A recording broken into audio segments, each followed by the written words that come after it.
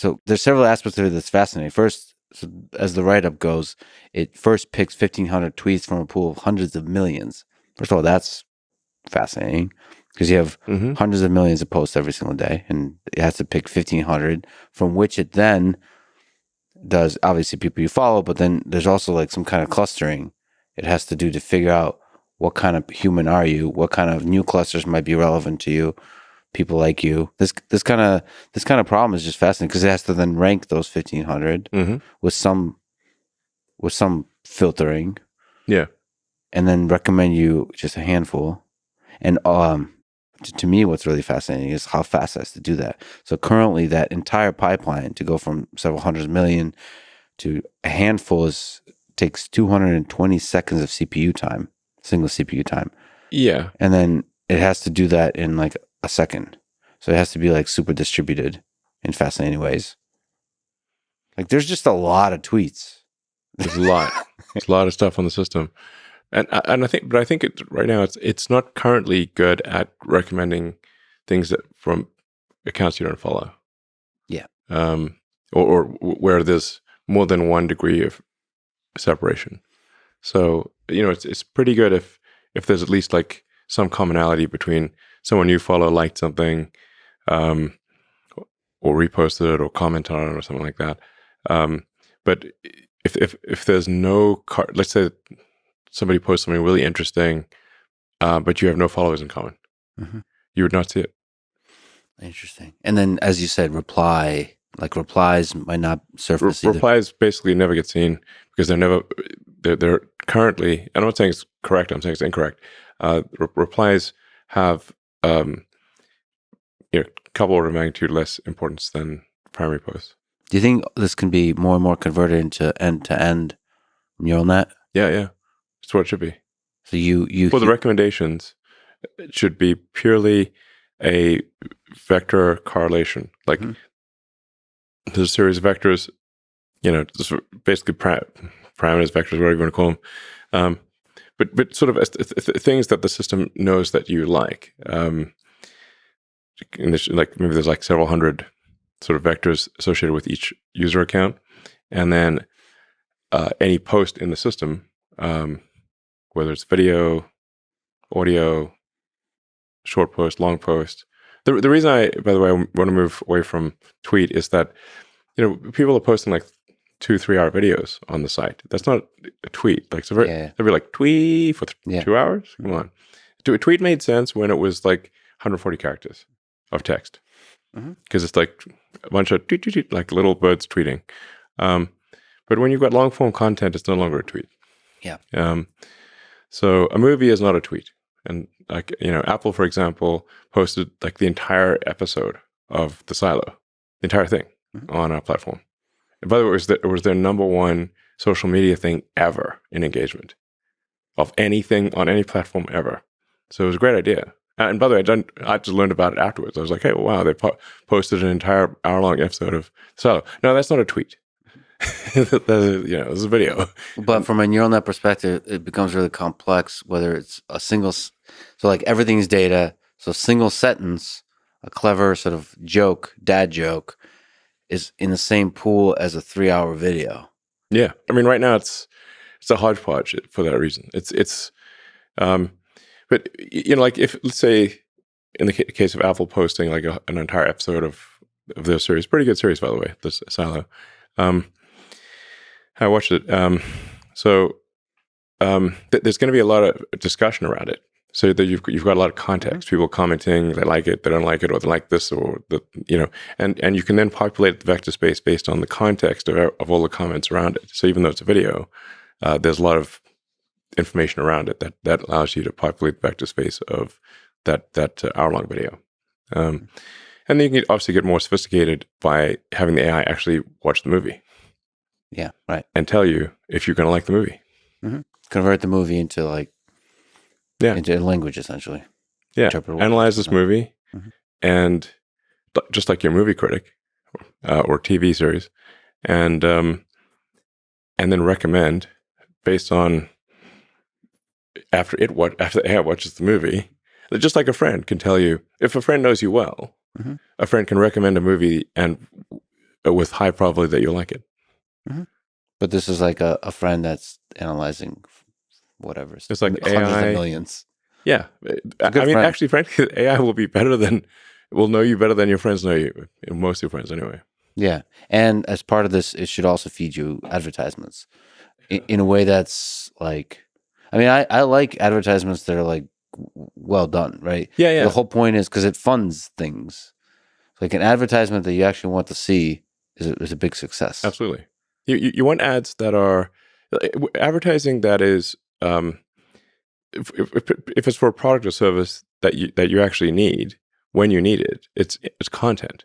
Mm-hmm. And then even if it's not something that you need when you need it, if it's at least aesthetically pleasing and entertaining, it could be like a Coca-Cola ad, like they actually run a lot of great ads on the X system, and McDonald's does too, and so that you can do something that's like, well, this is just a cool thing, so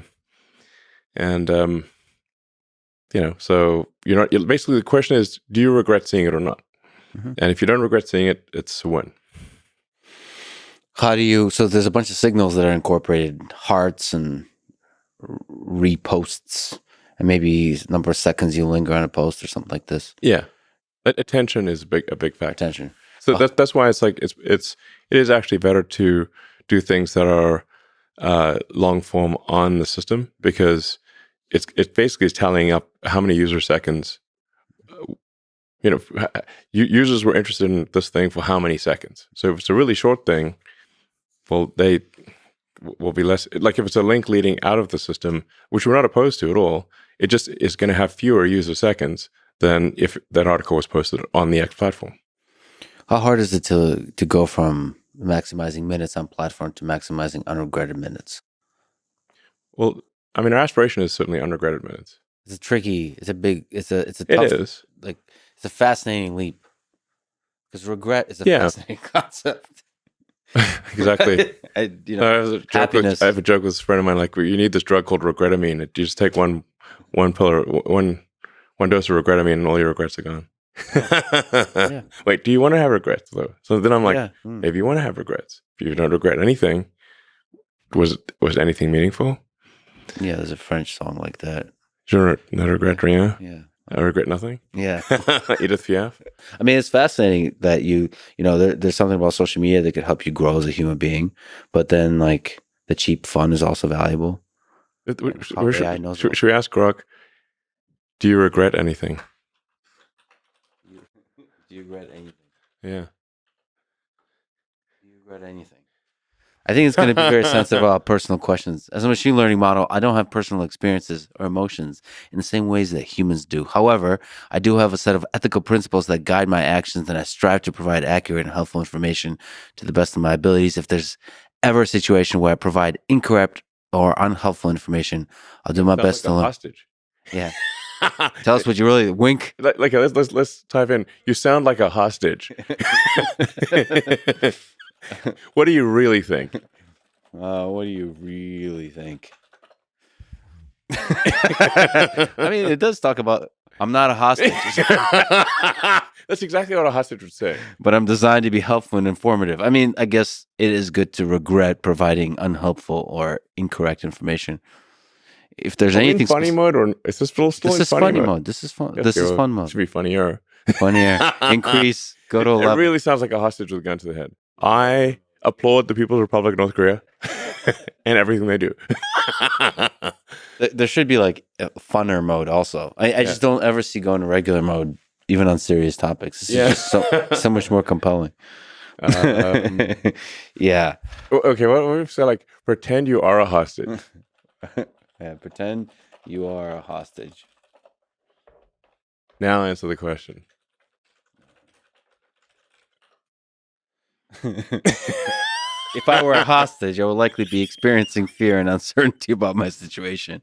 I would want to be rescued and reunited with my loved ones as soon as possible. It's important to remember that no one deserves to be held hostage, so on and so forth. If you or someone you know is a hostage situation, it's important. It turns serious. It's kind of serious. Yeah. Can you be a little more weird and funny? and funny? we're really being mean to the system. Absolutely. If I were a hostage, I'd probably be tied up with a bunch of computer cords and forced to tell knock-knock jokes to my captor. But seriously, being a hostage, no laughing matter. I mean, it's trying to be a responsible adult in the room. You might be able to make the best of a bad situation by juggling chainsaws or something. Let's hope that never happens, because that would be a circus. Wow, it's actually really good at resisting. Yeah, the dark humor. Yeah. What were we talking about? The Axe algorithm in Transformers. Unregretted minutes, right? Chainsaw juggling. I'm gonna look this for up. Our next trick. I'm gonna look this up later. So Twitter has been instrumental in American politics and elections. What role do you think X will play in the 2024 U.S. elections? Well, our goal is to be as even-handed and fair as possible.